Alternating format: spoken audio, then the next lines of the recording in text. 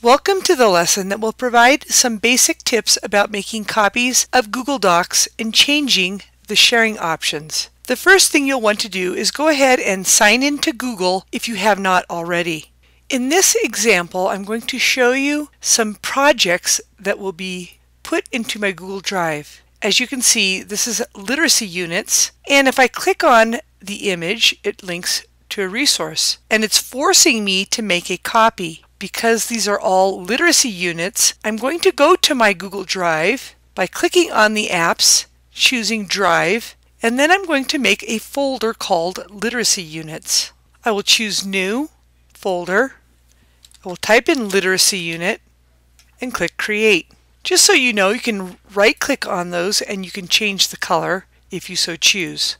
I like to color it because it makes it a little more colorful. Now when I go to that Literacy Units and I open that up, I will choose Make a Copy. And now a copy called Copy of 10 Verbs is now in my Google Drive. Now I could go ahead and open them all and make copies of all of these. So I'll go ahead and do that. I'm going to force all of these into my Google Drive at this time.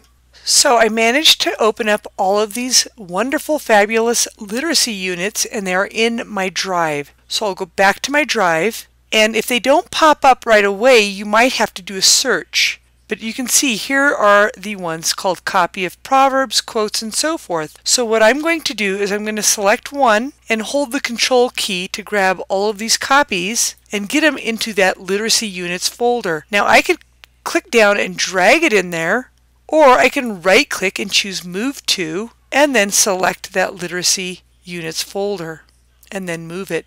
I will go ahead and open up that folder, and depending on how you want to do this, you could right-click and rename them to get rid of the copy. So you can right-click and choose Rename and just put Proverbs instead of Copy Of. That's strictly up to you if you want to rename these. I went ahead and renamed them. Here are some activities that if you wanted, you can push these off to your students through Google Classroom and make a copy for all of them to be their own editors of these documents. If you don't have Google Classroom, then what you're going to have to do is go ahead and open up one of them, and you could then share them in such a way. If you can see at the end it says Edit. You're going to change that Edit to Copy.